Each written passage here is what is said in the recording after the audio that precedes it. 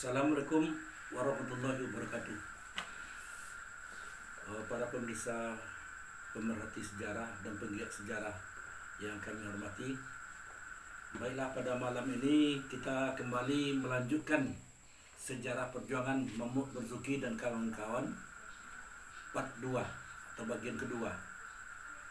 Bagian pertama sudah kita jelaskan secara singkat bagaimana Mahmud Marzuki berhasil mengibarkan bendera pada tanggal 11 September 1945 di depan tentara Jepang, tentara Belanda, dan diawasi oleh tentara sekutu, dan dihadiri di lapangan Merdeka Bangkinang itu yang dulunya disebut dengan lapangan kontroler Belanda atau lapangan Morose.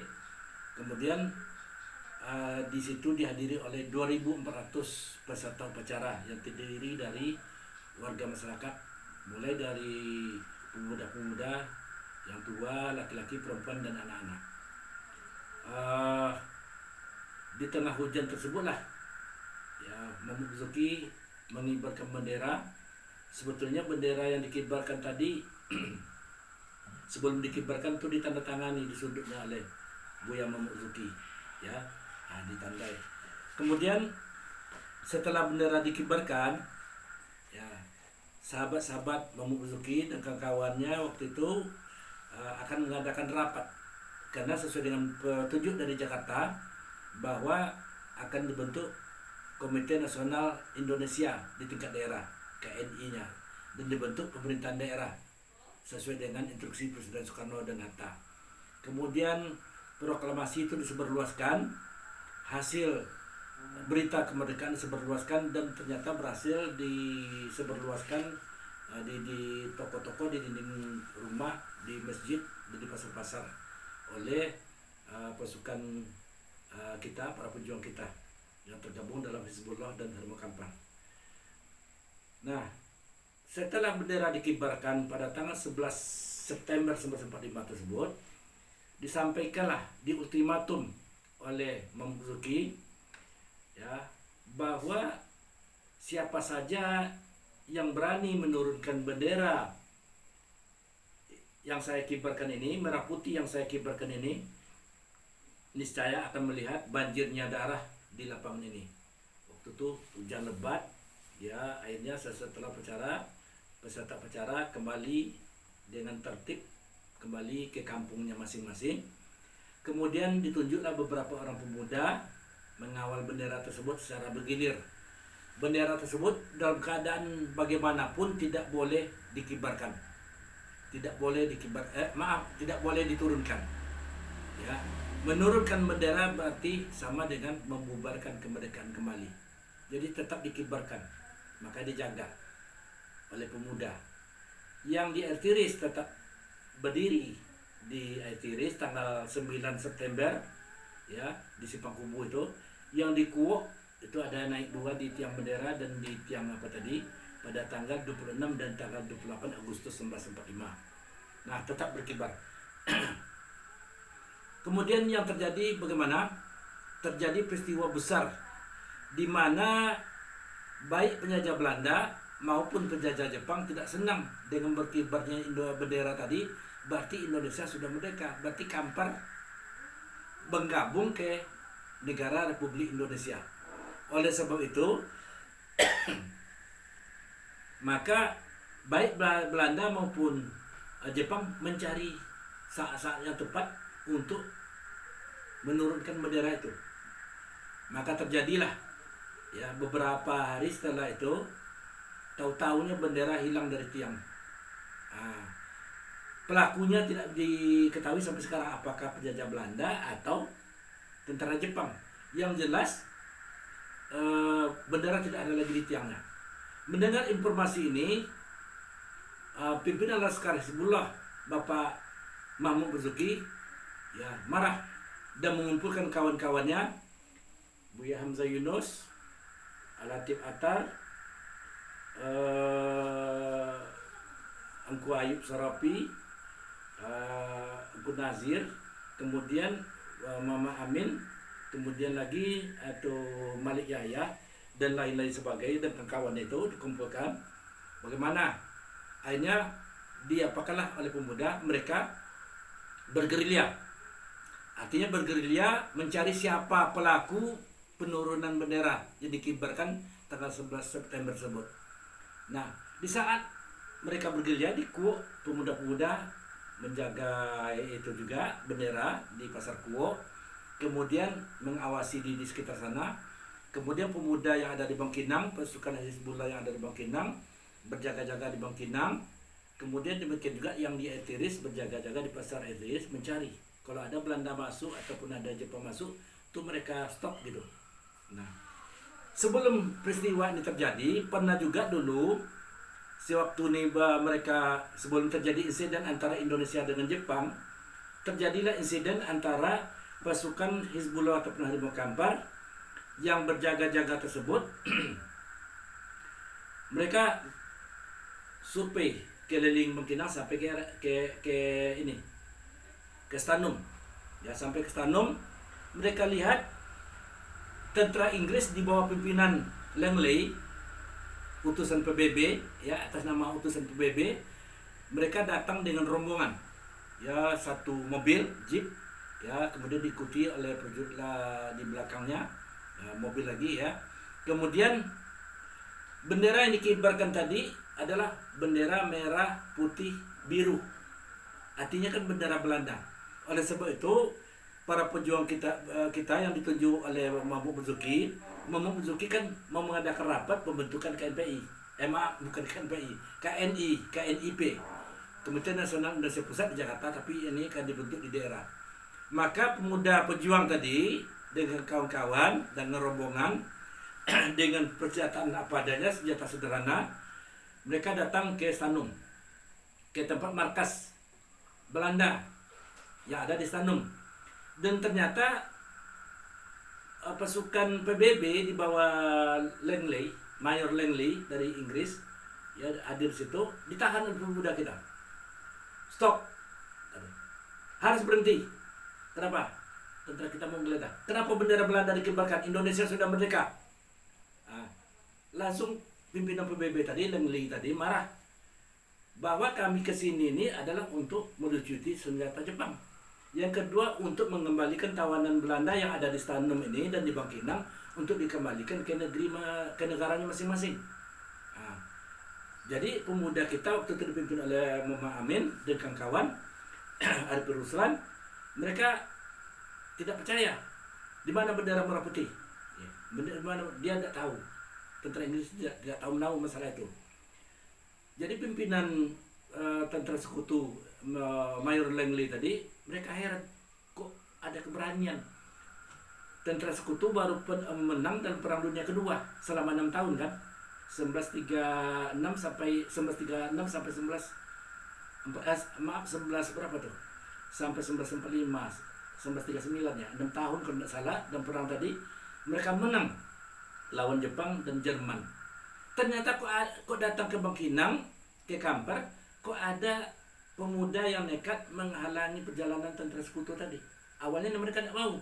Kalau tidak turun, kami akan tembak, kami akan gempur dengan tombak, dengan senjata. Kita kan sudah punya senjata, ya, hasil rampasan dari Jepang dan yang diambil oleh pejuang kita yang di Rantu Berangin Kuok. Akhirnya berunding lawan tadi, ya, antara Mayor Langley dengan Haji Mama Amin. Ya. Kemudian Haji Mama Amin minta supaya bendera tadi diganti. Akhirnya apa? Karena tidak bisa dirobek bendera tadi, tidak mau kalau dirobek kan bendera Indonesia jadinya merah putih kan. Akhirnya digantilah dengan bendera Inggris, bendera negara Inggris. Kemudian Mayor Langley mengatakan bahwa mereka tadi tujuannya ke sini adalah untuk melakukan perdamaian, untuk melucuti tentara Jepang dan mengembalikan tawanan perang yang ada di Kampar. Nah, Mayor Langley meminta kepada pasukan kita tadi di bawah pimpinan Haji Mama Amin untuk datang besok paginya ke Stanum. Nah, untuk apa? Untuk berunding. Nah, ini skep perundingannya. Pada buku sejarah Pejuang Momok Zuki sudah kami tulis sketsanya. Ini adalah siapa namanya, Marilyn Lee dari Inggris, dari tentara sekutu, wakil tentara sekutu dari Kampar ya. Pokoknya di Sumatera Tengah lah, dipusatkan waktu itu di sini. Yang kedua adalah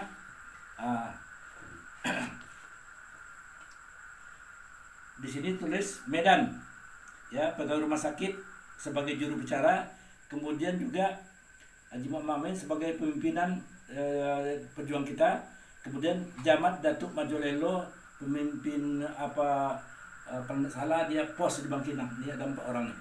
Nah, mereka di gambarannya. Nah, ini sketsa. Artinya apa? Besok paginya mereka berunding di situ. Apa isi perundingannya? Ada beberapa isi perundingan. Pertama, yang disetel oleh pejuang-pejuang kita di bawah pimpinan Momok Zuki yang ditugaskan kepada Haji Muhammad Amin. Pertama, tentara Belanda tidak boleh berkeliaran di kota Bangkinang. Mereka harus ditarik kembali ke camp. Karena kalau tidak ditarik ke camp, pejuang kita tidak menjamin keamanannya. Demikian juga pasukan Jepang supaya dibawa ke baraknya kembali dan jangan berkeliaran, karena pemuda pejuang kita tidak bertanggung jawab kalau seandainya terjadi perang. Kenapa? Kalau tidaklah Mayor Lee turun pada waktu itu dari mobilnya, tidak mau dia berunding, tidak mau dia memberhentikan mobil jeepnya tersebut, niscaya akan terjadi peristiwa seperti di Surabaya tanggal 10 November, di mana Jenderal Inggris Mr. Jenderal Malabi ya kan ditawan oleh pejuang kita, ditembak dan dibunuh di situ kan. Berarti hampir seperti yang terjadi di Surabaya tanggal 10 November tadi, hampir terjadi di Bangkinang. Di Bangkinang pada waktu itu kejadiannya adalah Oktober. Tapi untung pimpinan Inggris, tentara sekutu namanya Marilyn Lee tadi, dia turun dan mau bersedia berunding. Dan besok pagi poin-poin perundingnya ditandatangani dan diminta datang ke sana.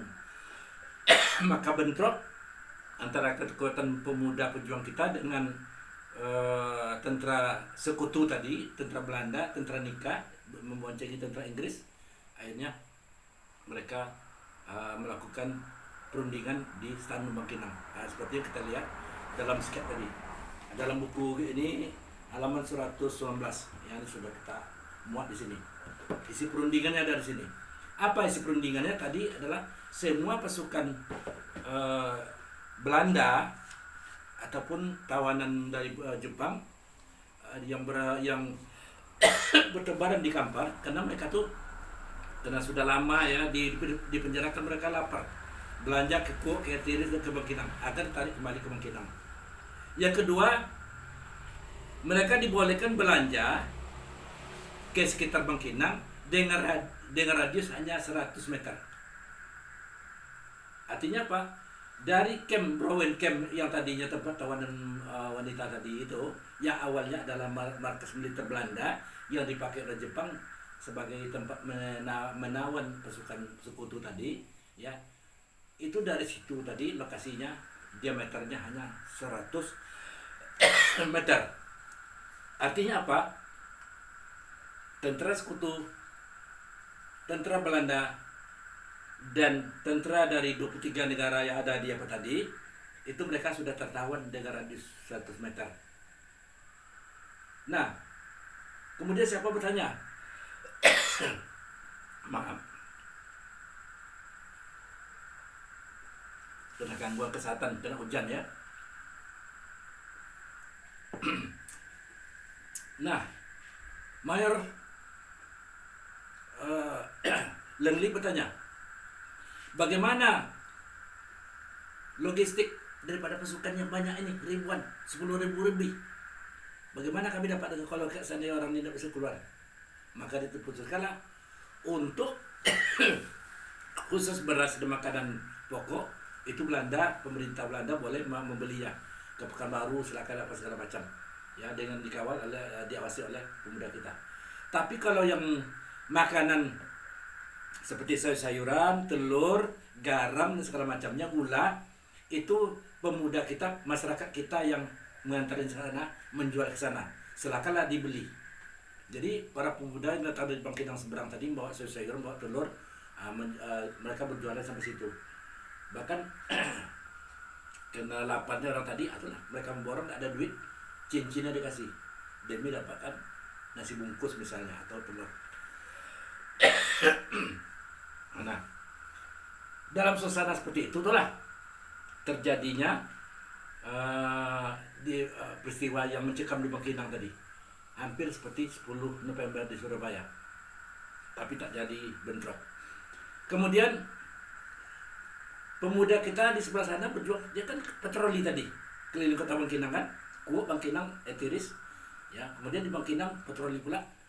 Mereka jumpailah segerombolan tentara sekutu di bawah pimpinan komandannya Yamamoto. Mereka ingin mengumpulkan pasukan-pasukannya pula. Karena ada laporan dari Danau Bingkuang bahwa tentara Jepang dah kalah dalam Perang Dunia Kedua, dia masih jahat. Dia belanja di pasar, tidak bayar. Ambilnya durian pedagang di Danau Bingkuang, tidak dibayarnya. Dan dia marah-marah. Akhirnya sampai laporannya ke Bangkinang, masyarakat marah. Ternyata Jepang ini tidak bisa berubah sikapnya. Akhirnya apa? Jepang tadi, jangan-jangan inilah pasukan yang menurunkan bendera merah putih itu. Akhirnya pasukan Momozuki ini menyerang tentara Jepang itu. Pimpinannya Yamamoto. Kemudian dalam serangan tadi, itu tidak jauh dari lokasi SPBU sekarang, di Simpang itu. Nah, dalam serangan tersebut mereka dikepung, diserbu. Ini baru terjadi perang antara pasukan kita dengan tentara Jepang. Sebanyak 8 orang tentara Jepang yang ada di dalam mobil itu terbunuh, kecuali satu komandannya. Yamamoto tadi lari ke rumah penduduk di depan itu, dekat kantor pos. Dia masuk ke rumah dan masuk ke dalam gulungan tikar. Selamat dia, tapi sudah dipukul ramai-ramai oleh pejuang kita. Yamamoto tadi sampai bengkak-bengkak, tapi tak dibunuh karena dia pandai bahasa Indonesia. Kami tidak melawan pejuang, kami tidak melawan Indonesia. Kami tidak mau perang, kami mengumpulkan kawan-kawan kami untuk kembali ke Pekanbaru. Itu dijawabnya. Akhirnya mereka siapa tadi Yamamoto tadi ditahan dulu, tak dibunuh. Sementara 7 orang pasukan tadi dibunuh semua. Ya, ada yang dipancung, ada yang ditombak. 4 orang dikubur di dekat SPBU sekarang di belakang Bangkinang, hanya berjarak sekitar 80 meter dari jalan raya. Sekarang nampaknya tanah itu sudah diolah lagi kan. Itu hanya 80 meter atau 60 meter dari jalan raya. Ya, dikubur situ 4 orang. Itu di pemakaman keluarga Belanda atau tentara Belanda yang meninggal di situ, yang mati di situ. Nah, akhirnya dikubur di situ. Nah, tentara yang dibunuh tadi dikuburkan oleh pemuda kita di sana. Di sini ada gambarnya. Gambar yang diambil waktu tentara Belanda basuh apa tadi ya. Kemudian yang 3 orang lagi dibawa oleh kelompok pemuda ke pinggir Sungai Kampar. Mereka dibuang ke pinggir Sungai Kampar, tentara yang 3 orang tadi, sehingga Jepang tadi betul-betul ngamuk dia. Kenapa? Karena mereka tadi bersama komandannya diserbu oleh pasukan Momozuki. Aneh. Jadi yang mati terbunuh sebanyak 7 orang kecuali Yamamoto. Nah, disinilah terjadi pertempuran habis-habisan nanti antara pasukan Jepang sebanyak 720 orang dengan 42 truk mobil menyerbu Kampar, menyerbu pejuang kita di Bangkinang dan di daerah kita ini diserbu. Jumlah pasukannya ada mengatakan 702, mobilnya 42 yang berisi pasukan penuh truk militernya, ditambah dengan tank baja dan mobil meriam 8 buah. Nah, untuk menyerbu Bangkinang. Nanti itu kita ceritakan tersendiri. Nah, sebelum ini kita terangkan bahwa Jepang yang banyak terbunuh tadi, sebetulnya itu bukan pembunuh pertama kali tentara Jepang dan tentara Belanda. Sebelumnya banyak yang terjadi. Di sini tidak kami terangkan tadi karena kita mau cepat menerangkan, ya kan. Lokasi-lokasi tentara Belanda yang terbunuh tadi, ini lokasi pencarian pasukan Belanda di Sungai Kampar. Ini kita buat dalam buku. Pemuda kita ditangkap, dipaksa menunjukkan di mana kuburan tadi. Jadi kami ceritakan, baiklah, berapa menit lagi? Kalau ini ceritanya panjang, atau kita cut di sini dulu. Kita juga. Ini yang ngambil ini mungkin tentara sekutu yang mengawasi jalannya pencarian mayat tentara Jepang tadi yang dibunuh oleh para pejuang kita di bawah pimpinan Mamozuki dan kawan-kawan. Dalam masa sudah itu, dalam hitung hari Mamozuki ditangkap dan dianiaya, disiksa segala macam. Nanti di situ kita terangkan. Baiklah, sebelum kita masuk kepada itu, kita terangkan nanti pada bagian ketiga, ya. Karena di situ ada inti perjuangan, kita terangkan dulu. Nah, mengapa penjajah Belanda atau Jepang tadi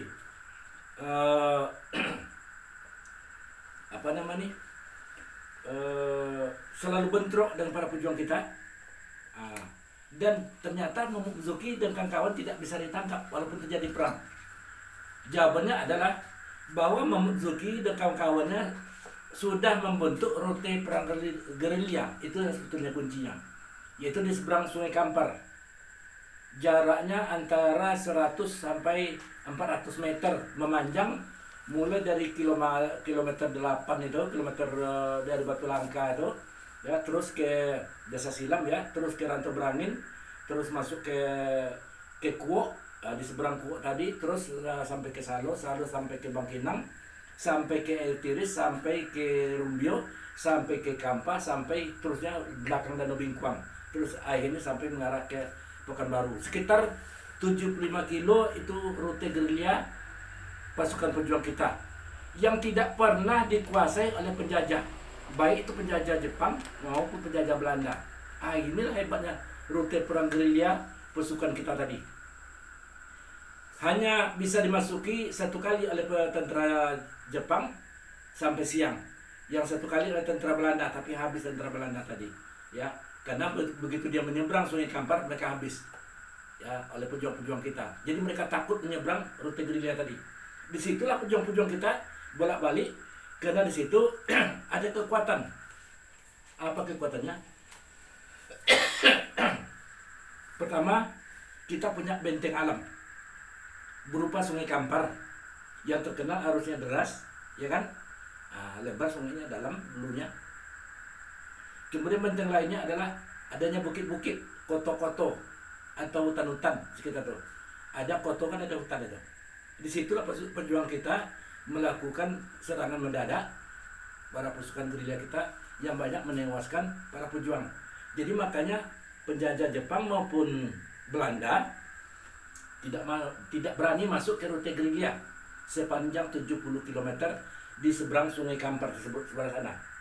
Yang seberang sininya dikuasai oleh penjajah Belanda, jalan aspal. Pekanbaru sampai Payakumbuh sampai Bukit Tinggi Padang. Yang seberang sininya jalan tanah. Itulah jalan benteng tadi. Ya, yang akhirnya berubah pula jadi jalan banteng. Tapi sebenarnya namanya jalan benteng. Tidak pernah dikuasai. Sangat ditakuti oleh penjajah Belanda maupun Jepang. Nah, kenapa jalan benteng tadi sangat kuat? Pemuda kita di bawah perintah ustaz-ustaz kita, ulama-ulama kita, Buya Mamozuki dan kawan tadi sudah membentuk pasukan gerilya. Nama pasukan tadi adalah pasukan Hizbullah. Kemudian pasukan wanita namanya Sabilil Muslimah.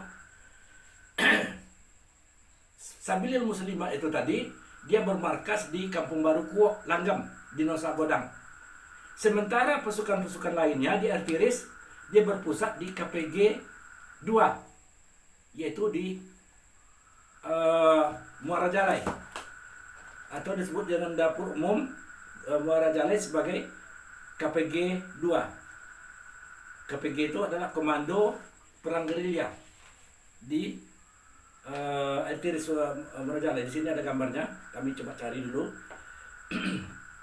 Kemudian di KPG 1 sebagai pusatnya itu di Nusa Godang, Kampung Baru Langgam Kuo. Di situ markasnya dipimpin oleh di pihak militernya Buya Arifin Ruslan. Kalau di sananya yang di KPG itu Malik Yahya dan Buya Amin. Sedangkan di Kuo tadi Arifin Ruslan sudah tuh nanti bergabung pula dengan kelompok lain. Nah, begitu agresi militer sambung lagi di daerah itu, ya. Nah, di daerah apa tadi? Pasukan Belanda tadi tidak bisa masuk ke daerah KPG tadi, ke daerah tempat perang gerilya tadi, karena di situ adalah markas pasukan kita yang dibentengi. Kalau memasuki ke sana tadi ada air, ada tebing, ada daratan. Nah, daratan itu berfungsi sebagai bukit-bukit itu benteng. Nah, jadi KPG 3-nya ada di Pulau Godang. Pulau Godang sekarang di daerah PLTA itu Pulau Godang lama. Itu KPG 3-nya. Itu yang apa sana tadi. Ini ada dua kejadian nanti. Yang pertama agresi militer dari daerahnya itu juga tadi, daerah KPG yang kita sebutkan tadi. Nah, tapi yang depan oleh Mahmud Zuki ini tadi, dia membentuk pasukan tadi. Yang pertama mendirikan dapur umum itu adalah Buya Hamzah Yunus, pendiri sekolah Muhammadiyah, sahabat karib daripada Mahmud Zuki. Dia mendirikan KPG pertama, yaitu tepatnya di Nusa Pandan ataupun Kebu Tengah Kuok. Tapi karena terlalu dekat dengan apa tadi, akhirnya dia dipindahkan ke Langgam tadi. Atau tentang kekuatan tadi, kenapa para pejuang kita ini sulit ditangkap oleh penjajah Belanda, sementara penjara penyiksaan kan sudah disiapkan. Besi runcing tadi kan, dengan disuruh jongkok sana tadi, yang sudah banyak peneliti yang mencari itu tadi, baru kita temukan sekitar 7 tahun lalu lah. Kemudian penyiksaan tadi, kolom tembok yang disilintah dan segala macam yang berbisa itu dimasukkan dalam sungai. Nah, ternyata para pejuang kita banyak yang dapat tadi, malah di pertempuran banyak mati. Di mana tempat-tempat pertempuran tadi?